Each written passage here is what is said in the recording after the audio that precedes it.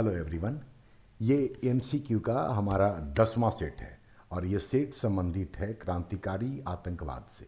आपके सामने एक क्वेश्चन है, उसके पहले मैं आपको बता देना चाहता हूँ कि मैंने क्रांतिकारी आतंकवाद पर 2 लाइव सेशन लिया था और इस टॉपिक से संबंधित लगभग सारी बातों को मैंने बताने का प्रयास किया था, लेकिन कुछ बातें ऐसी थीं जो छूट गई थीं या बताने के क्रम में दिमाग से निकल गया। तो मैंने लाइव के दौरान ही ये बात कहा था कि कुछ क्वेश्चन जो छूट जाएंगे उसको हम अलग से एमसीक्यू के माध्यम से आप तक पहुंचाने का प्रयास करेंगे। ये उसी प्रयास का नतीजा है। तो अगर आप पूरा वो दोनों लाइव सेशन देखेंगे और ये क्वेश्चन अगर कर लेंगे तो ऑलमोस्ट ये तय है कि क्रांतिकारी आतंकवाद से अगर कोई क्वेश्चन आता है तो आपसे फिर ये छूटेगा नहीं। और जैसा कि पहले अगर आपने एमसीक्यू का सेट देखा है तो आपको पता है कि हर क्वेश्चन के बाद हम आपको 10 सेकंड का वक्त देते हैं ताकि आप अपना आंसर कर लें, और उसके बाद हम न सिर्फ सही उत्तर बताते हैं बल्कि उसके बाद उससे संबंधित अन्य जो महत्वपूर्ण जानकारियां होती हैं वो भी उपलब्ध कराने का काम करते हैं। तो आज भी इसी तरीके से हम लोग इस सेट को सॉल्व करेंगे। पहले आपके सामने क्वेश्चन आएगा, क्वेश्चन को मैं पढ़ करके सुनाऊंगा, आप स्पीच देखते रहें और अपना आंसर तैयार रखें।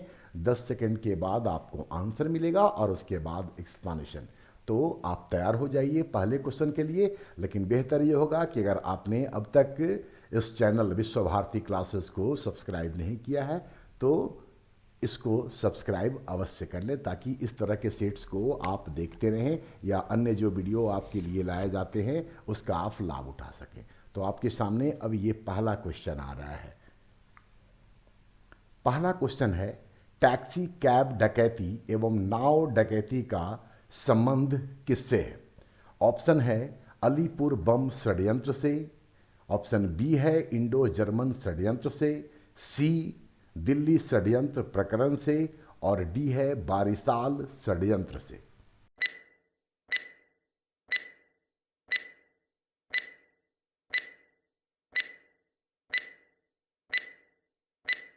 इसका सही उत्तर है इंडो जर्मन षड्यंत्र, मतलब ऑप्शन बी। और इसके विषय में जान ले कि ये है क्या इंडो जर्मन षड्यंत्र। तो दरअसल प्रथम विश्व युद्ध के दौरान युगांतर समूह के बाघा जतीन का दिमाग काम कर रहा था इंडो जर्मन षड्यंत्र के पीछे, और उनके प्रमुख जो सहयोगी थे वो रास बिहारी बोस थे।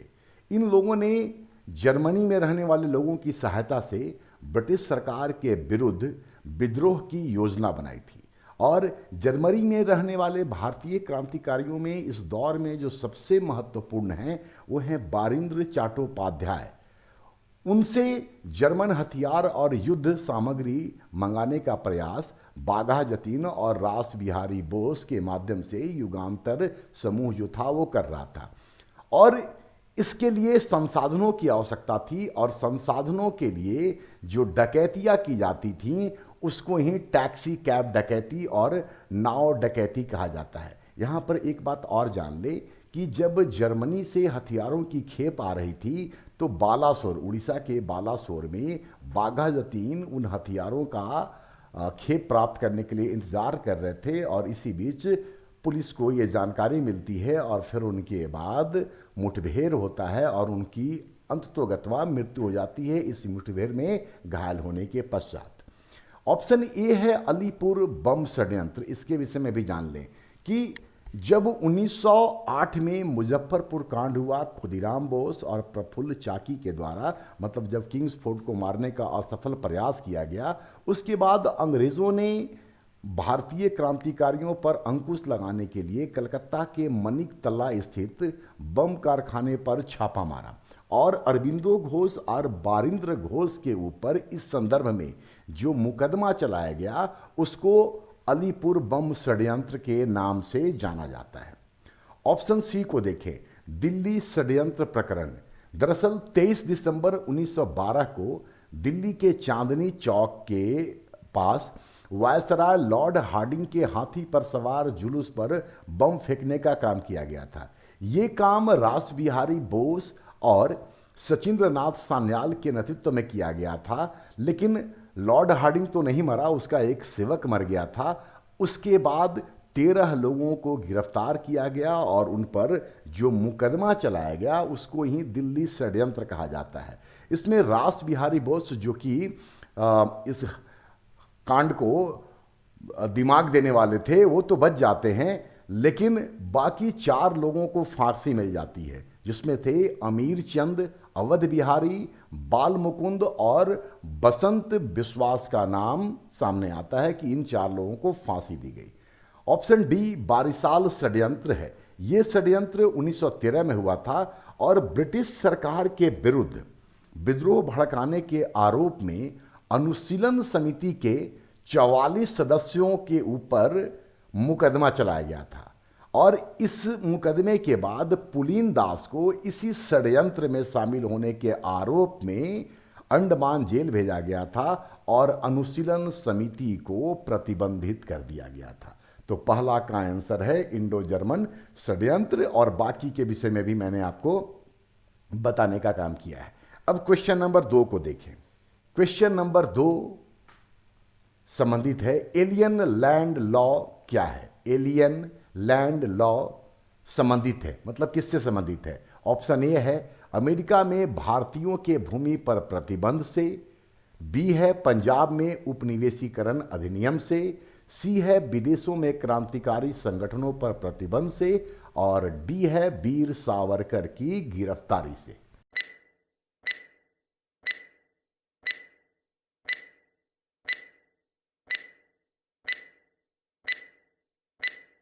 का सही आंसर है ए, अमेरिका में भारतीयों के भूमि पर प्रतिबंध लगाने से। दरअसल ये घटना भी प्रथम विश्व युद्ध के दौरान का ही है, क्योंकि विदेशों में भारतीय जिस प्रकार से क्रांतिकारी गतिविधियों को अंजाम देने के लिए सक्रिय हो रखे थे, उसी क्रम में कनाडा में भारतीयों के आप्रवास पर प्रतिबंध लगाने से संबंधित एक कानून था, एलियन लैंड लॉ।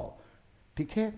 बी को देखें, पंजाब में उपनिवेशीकरण अधिनियम। दरअसल ये पंजाब को अंग्रेजों ने उपनिवेश बनाने की प्रक्रिया शुरू की थी और ये काम लंबे समय से चल रहा था, और इस उपनिवेशीकरण अधिनियम के तहत ऐसे व्यक्ति की संपत्ति को जब्त करने का प्रावधान किया गया था जिसका कि कोई उत्तराधिकारी न हो। जाहिर सा बात था कि इस बात को लेकर के पंजाब और पंजाबियों में बड़ा ही गुस्सा और असंतोष की भावना व्याप्त थी। विदेशों में क्रांतिकारी संगठनों पर प्रतिबंध लगाने संबंधित कोई एक घटना का उल्लेख यहां नहीं किया सकता है, जबकि ऑप्शन डी में है वीर सावरकर की गिरफ्तारी। तो वीर सावरकर की गिरफ्तारी 1909 में जब अनंत लक्ष्मण कन्हारे ने नासिक के डिस्ट्रिक्ट मजिस्ट्रेट की हत्या की थी, उसके बाद इनकी गिरफ्तारी हुई थी और इनको भी काला पानी का सजा दिया गया था। तो एलियन लैंड लॉ का संबंध आपके ऑप्शन ए अर्थात अमेरिका में भारतीयों के भूमि पर प्रतिबंध से है। अब क्वेश्चन नंबर 3 को देखते हैं हम लोग। क्वेश्चन नंबर 3 है तारकनाथ दास की सहायता से भारतीय छात्रों को छात्रवृत्ति प्रदान करने के लिए किसके द्वारा गुरु गोविंद सिंह साहिब छात्रवृत्ति प्रारंभ की गई थी। ऑप्शन है जी.डी. कुमार, श्याम जी वर्मा, लाला हरदयाल, और डी है रामनाथ पुरी।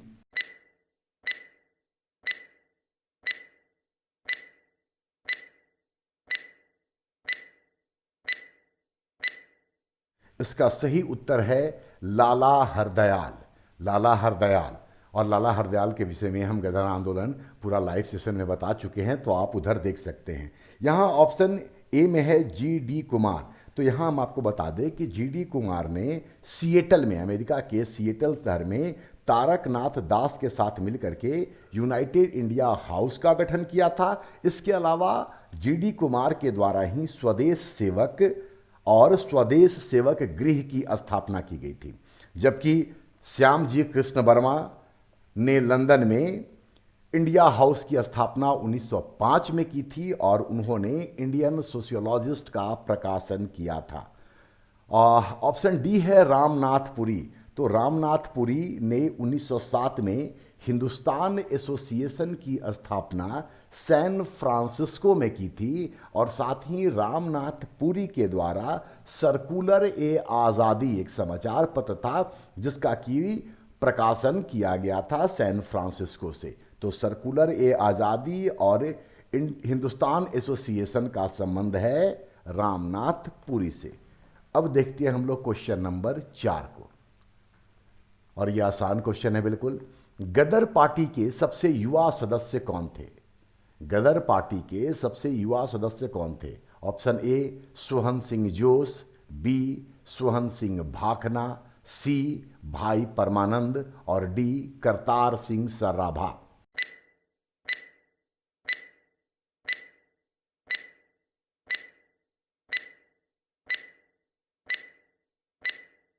का सही उत्तर है डी करतार सिंह सराभा। ये सबसे यंगेस्ट मेंबर थे गदर पार्टी के। 1896 में इनका जन्म हुआ था, और आप सब जानते हैं कि गदर पार्टी की स्थापना 1913 में हुई थी। मतलब कि 17 वर्ष की आयु में इन्होंने गदर पार्टी की सदस्यता हासिल की थी, और 19 वर्ष की आयु में उनको फांसी दे दिया गया था। तो 19 वर्ष की अवस्था में इनकी मृत्यु भी हो गई थी। तो आंसर है करतार सिंह सराभा, और बाकी गदर पार्टी के सभी सदस्य हैं, जिसके विषय में हम लाइव सेशन में सारा कुछ बता रखे हैं। अब हम लोग देखते हैं नेक्स्ट क्वेश्चन, क्वेश्चन नंबर 5। 1913 के बारिसाल षड्यंत्र में कारावास पाने के बाद 1918 में रिहा होने वाले पुलिन दास ने 1920 में किस संस्था की स्थापना की थी? तो अभी हम बारिसाल षड्यंत्र के संदर्भ में तो आपको पिछले क्वेश्चन का आंसर करते हुए बता चुके हैं, ठीक है। ऑप्शन इसका यह है भारत सेवक संघ, स्वदेश सेवक संघ, सेवक गृह माफ कीजिएगा, सी है फ्री इंडिया सोसाइटी और डी है युगांतर भारत।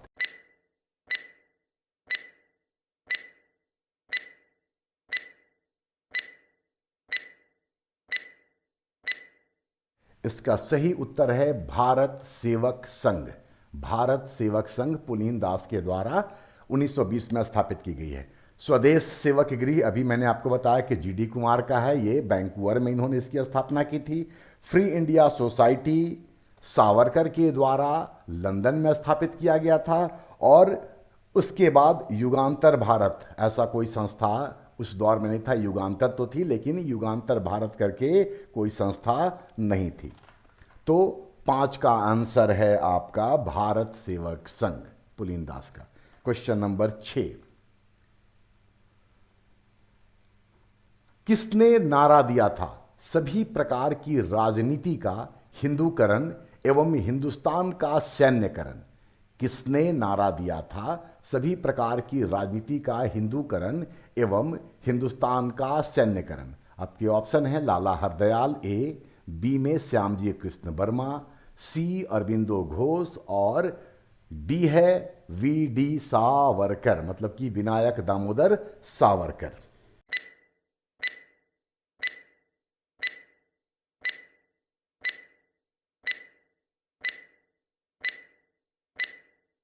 इसका सही उत्तर है डी सावरकर, विनायक दामोदर सावरकर।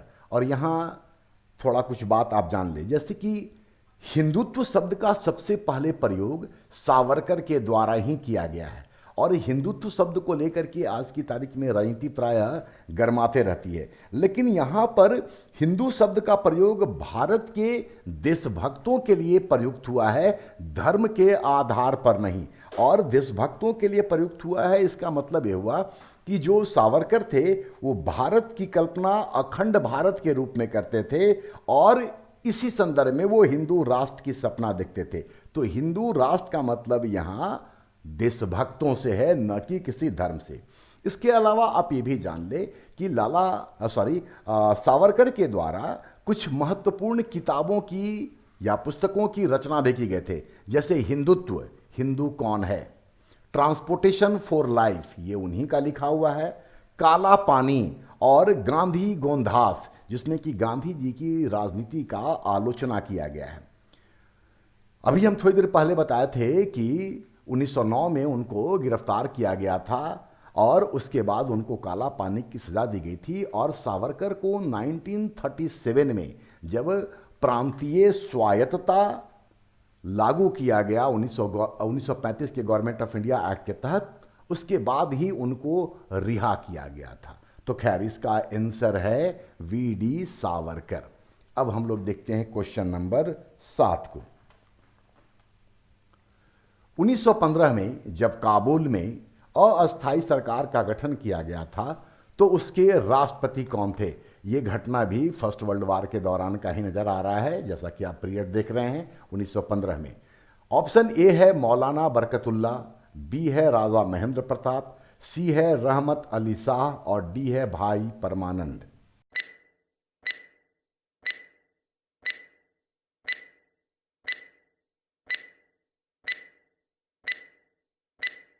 इसका सही उत्तर है राजा महेंद्र प्रताप, मतलब कि ऑप्शन बी। राजा महेंद्र प्रताप गदर आंदोलन के प्रमुख नेताओं में शामिल थे और इंग्लैंड में इनकी मुलाकात लाला हरदयाल से हुई थी।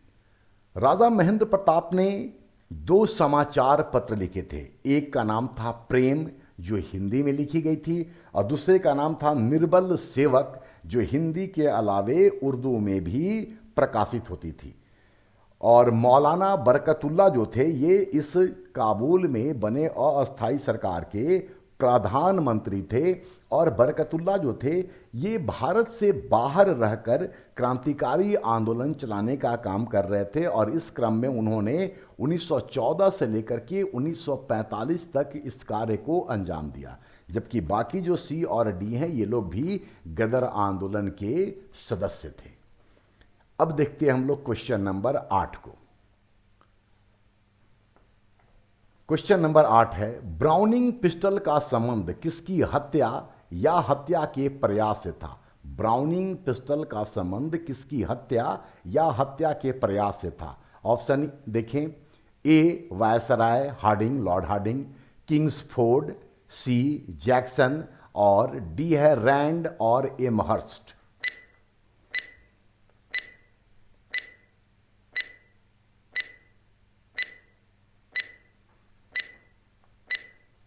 इसका सही उत्तर है सी जैक्सन। तो जैक्सन की हत्या, जैसा हम थोड़ी देर पहले बता चुके हैं कि अनंत लक्ष्मण कन्हारे ने किया था, और उनकी हत्या के लिए जिस पिस्टल का इस्तेमाल किया गया उसका नाम था ब्राउनिंग पिस्टल। और ये भी जान लें कि इस पिस्टल को मुख्य रूप से इस कार्य को अंजाम देने के लिए सावरकर के द्वारा लंदन से भेजा गया था। तो आंसर है जैक्सन, ठीक है। जबकि वायसराय हार्डिंग को बम से मारने का प्रयास किया गया था, वो नहीं मरे थे, ठीक है। किंग्सफोर्ड, इनको भी खुदीराम बोस और प्रफुल्ल चाकी ने बम से ही मारने का प्रयास किया था।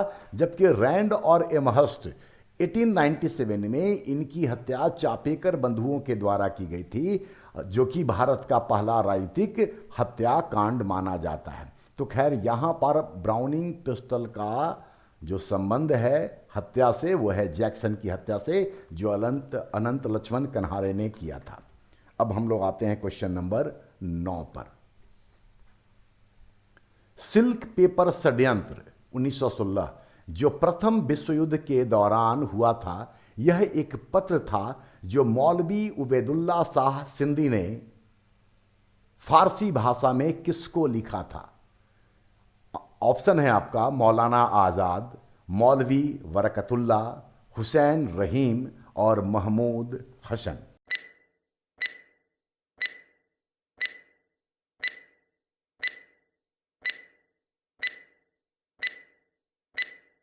का सही उत्तर है डी, महमूद हसन।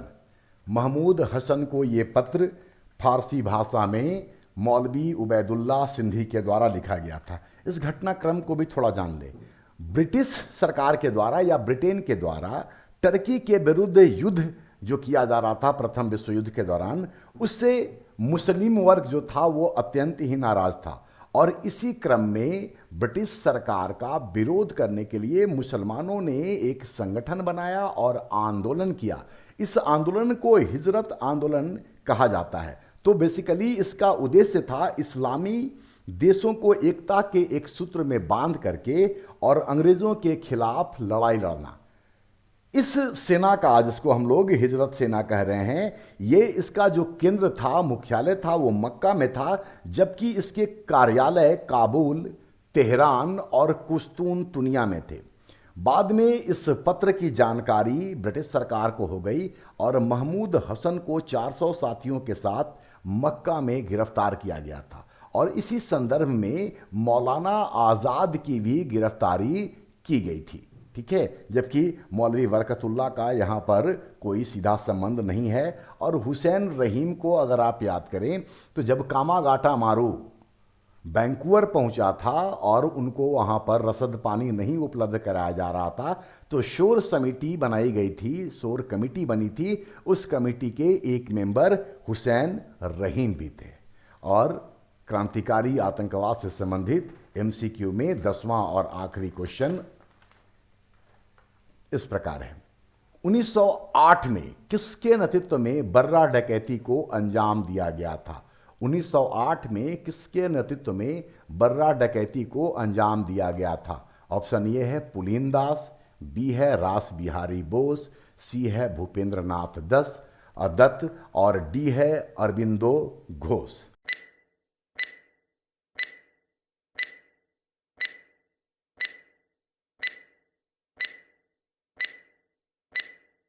इसका सही उत्तर है ए पुलिन दास। बाकी लोगों के विषय में पीछे बहुत बात हो चुका है, रास बिहारी बोस हो, भूपेंद्र नाथ दत्त हो, अरविंदो घोष हो, लाइव सेशन में बहुत कुछ जानकारी दी गई है आपको, तो आप वहां देख करके इनके संदर्भ में और जानकारियां हासिल कर सकते हैं। यहां पुलिन दास आंसर है। और बर्रा डकैती के संदर्भ में आप ये जान लें कि क्रांतिकारी आतंकवादियों का ये सबसे पहला और महत्वपूर्ण साहसिक कार्य माना जाता है। इस डकैती को अंजाम दिया गया था 2 जून 1908 को। और ये जो बर्रा है ये ईस्ट बंगाल मतलब आज की तारीख में बांग्लादेश में पड़ेगा। और बर्रा के जमींदार के घर पर दिन दहाड़े डकैती करने का काम किया गया था। पुलिन दास, जैसा कि आप जान रहे हैं कि ये अनुशीलन समिति के सदस्य थे। तो ये 10 क्वेश्चन क्रांतिकारी आतंकवाद से संबंधित थे। जैसा कि मैंने शुरू में कहा था कि इस पर हम 2 लाइव सेशन ले चुके हैं और ये पूरा 2 लाइव सेशन और ये जो 10 क्वेश्चन का सेट है इसको देखेंगे, इसके एक्सप्लेनेशन को सुनेंगे। तो इस टॉपिक से अगर किसी प्रकार का ऑब्जेक्टिव क्वेश्चन बनता है तो ऑलमोस्ट सारे जो इंपॉर्टेंट क्वेश्चन हैं वो हम यहाँ पर सामने रखे हैं और लाइव सेशन में सारा कुछ बाकी बताया जा चुका है। तो आप उसको देखिए और अगर सब्सक्राइब नहीं किए हैं तो एक बार फिर से हम दोहराना चाहेंगे कि सब्सक्राइब कर लीजिए और इसके बाद अपनी प्रतिक्रिया अवश्य डालने का काम करें।